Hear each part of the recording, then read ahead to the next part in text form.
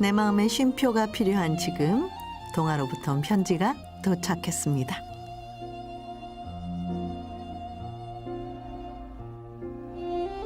오늘부터 동화로부터 온 편지에서는 삼국유사에 나오는 내용을 재밌게 엮은 동화를 소개시켜 드리려고 합니다. 오늘 첫 번째 이야기는 신라의 화랑도 사다함과 검군의 이야기입니다.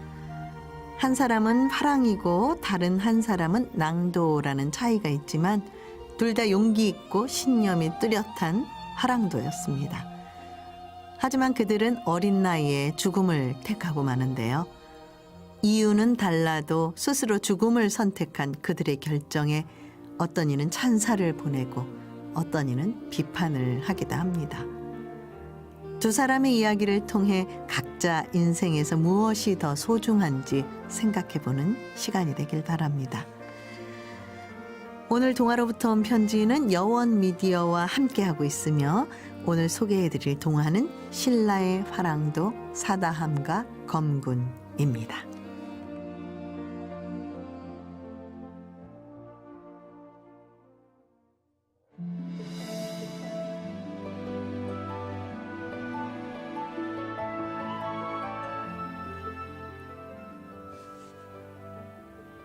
오늘 편지의 첫 번째 주인공은 사람을 소중히 여긴 화랑, 사다함입니다. 신라 진흥왕 때 사다함이라는 화랑이 있었습니다.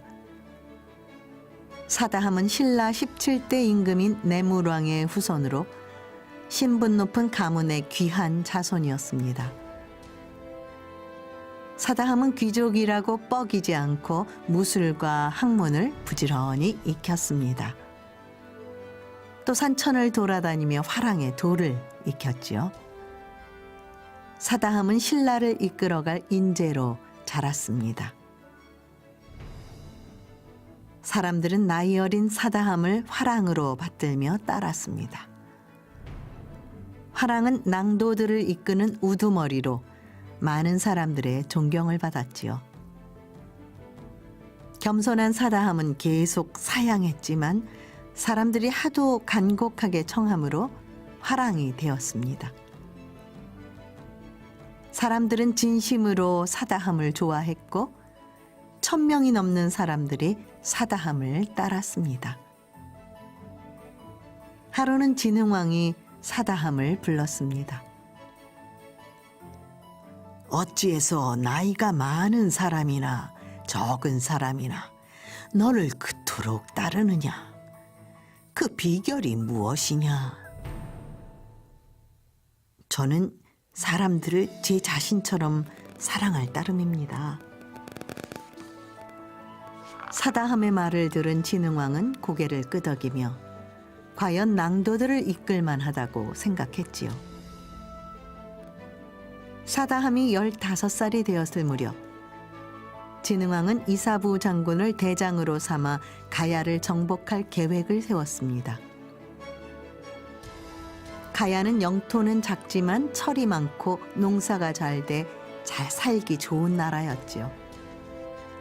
사다함은 나라를 위해 힘을 보태고 싶었습니다. 그러나 진흥왕은 사다함이 전쟁에 나가는 것을 허락하지 않았어요. 지금 내 나이가 고작 15 아니더냐. 전쟁에 나가기엔 이르다. 비록 나이는 어리나 그동안 1000명이 넘는 낭도를 이끌어왔습니다. 무엇보다 저도 나라를 위해 싸우고 싶습니다.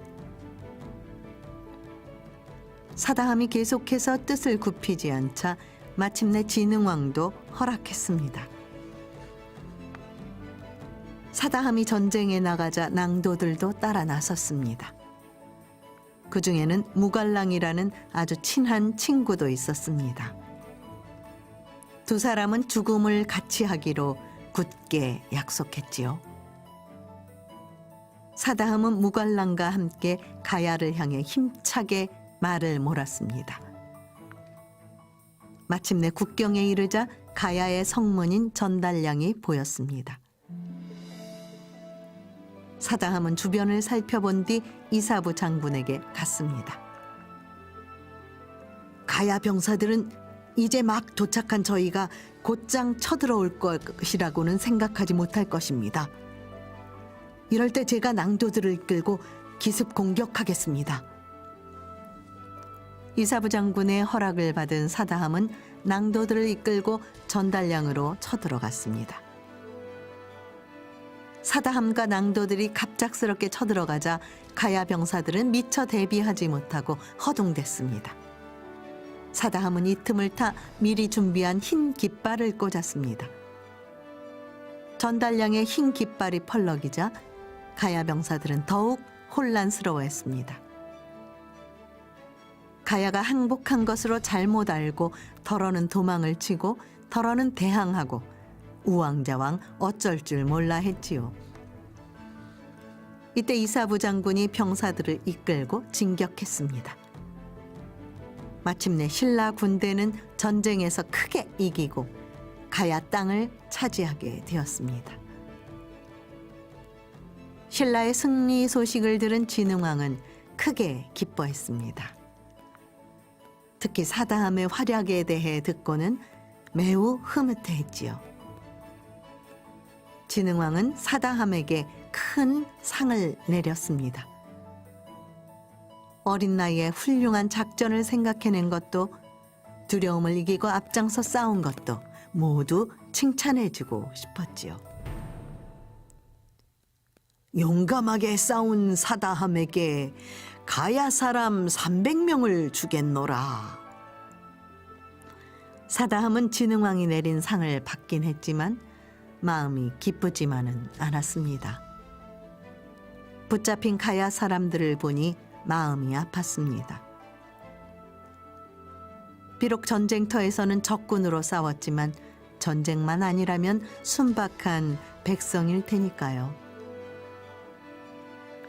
신라 백성이 되어 신라를 섬기며 살아가겠느냐? 그렇다면 너희들을 풀어줄 것이다. 사다함은 가야 사람들을 모두 풀어주고 신라에서 살도록 했습니다. 이 소식을 들은 진흥왕은 사다함의 착한 마음에 크게 감동하여 또 상을 내렸습니다. 서라벌에 있는 땅 가운데 어디가 좋겠느냐? 어디를 말하든지 내가 원하는 곳을 주겠노라. 사다함은 재산을 늘리려는 욕심이 없었습니다. 계속 거절했지만 진흥왕이 허락하지 않았습니다. 정 그러시다면 알천에 있는 못 쓰는 땅을 주시옵소서.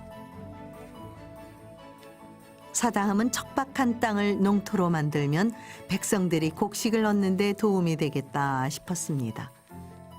그렇게 2년이 지난 어느 날 뜻밖의 일이 벌어졌습니다. 무갈랑이 병을 앓다가 갑작스레 죽은 것입니다.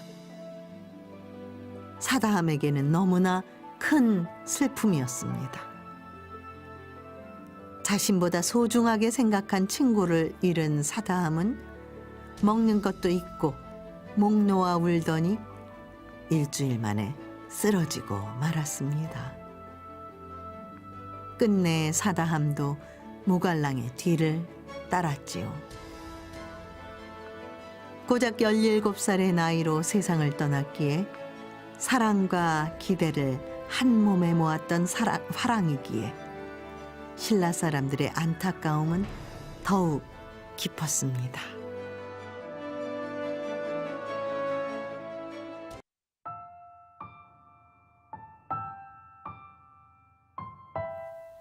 오늘 편지의 두 번째 주인공은 의로움을 지킨 낭도 검군입니다.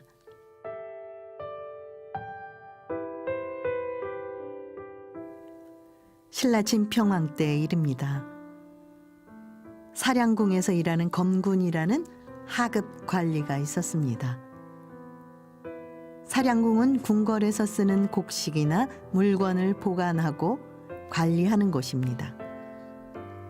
검군은 사량궁에 일하면서도 틈틈이 화랑인 근랑을 찾아가 화랑의 도를 배웠습니다. 아름다운 숲과 계곡에서 마음을 닫고 무예를 익히면서 용기를 키웠지요. 어느 해 가을 갑자기 서리가 내려 곡식이 모두 시들어 버렸습니다. 가을에 걷어들인 것이 없으니 쌀 한 톨 구경하기가 힘들었습니다. 굶어 죽는 사람이 무더기로 생기고 자식을 팔아 목숨을 잇는 일까지 벌어졌습니다. 그래도 사량궁에는 나란일에 쓰일 곡식이 보관되어 있었죠. 몇 날 며칠을 굶은 사량궁 관리들은 결국 곡식을 훔치기로 마음먹고 말았습니다. 다 같이 죄를 지으면 아무도 신고하지 않으리라고 생각했습니다. 그래서 모두 함께 곡식을 나눠 가졌지요. 하지만 단 한 사람, 검군은 훔친 곡식을 받지 않았습니다. 왜 그러는가? 자네 몫이 적어서 그러는가? 그럼 더 줌세. 관리한 사람이 검군에게 말했습니다. 아닐세. 받지 않겠네. 나는 근랑을 따르는 낭도라네. 화랑을 따르는 자가 의롭지 않은 것을 가질 수는 없네. 의로운 것이 아니라면 천금이라도 받지 않을 것이네. 검군은 단호하게 거절했습니다. 사량궁 관리들은 걱정이 되었습니다. 관청이 고발이라도 하면 큰일이지 않은가? 혹시 검군이 우리를 일러 바치고 혼자 공을 얻으려고 저러는 것은 아닐까? 관리들은 검군 몰래 뒤에서 수군거렸습니다. 하지만 검군은 나라의 곡식을 훔쳐 자신의 배를 채울 수는 없다고 생각했습니다. 검군의 관리들의 수군거림을 뒤로하고 근랑을 찾아갔습니다. 마지막 인사를 하러 왔습니다. 마지막 인사라니 대체 무슨 소리인가? 근랑은 큰 일이 있음을 눈치채고는 다그쳐 물었습니다. 한참을 지나 검군이 굳게 다물고 있던 입을 떼었습니다. 관리들이 훔친 나라의 곡식을 저 혼자 받지 않았습니다. 그들은 틀림없이 저를 해칠 겁니다. 그거 참 큰일이로군. 간청에 아뢰는 것은 어떤가? 나 하나 살자고 차마 그 많은 사람을 죄인이 되게 할 수는. 그럼 잠시 피해 있는 건 어떻겠는가? 그런 것은 저들인데 바른 내가 도망을 가다니요. 그건 화랑도가 할 일이 아니지요. 이렇게 말하고 돌아가는 검군을 근랑도 붙잡지 못했습니다. 검군이 사량궁으로 돌아오자 관리들은 술을 내오고 음식을 차리는 등 법석을 떨었습니다. 자네의 말이 옳네. 우리가 잘못했어. 사량궁 관리들은 겉으로는 사과하는 척하며 음식에 몰래 독을 탔습니다. 검군은 이 모든 것을 눈치채고 있었지만 동료들이 주는 술과 음식을 먹었습니다. 결국 검군은 그 자리에서 숨을 거두었지요. 훗날 사람들은 이런 검군을 보고 태산보다 소중한 목숨을 깃털보다 가볍게 여겼다고 나무랐습니다. 하지만 검군은 의로움을 위해 소중한 목숨을 던짐으로써 사람들의 마음속에 정의의 불씨를 남겨주기도 했습니다.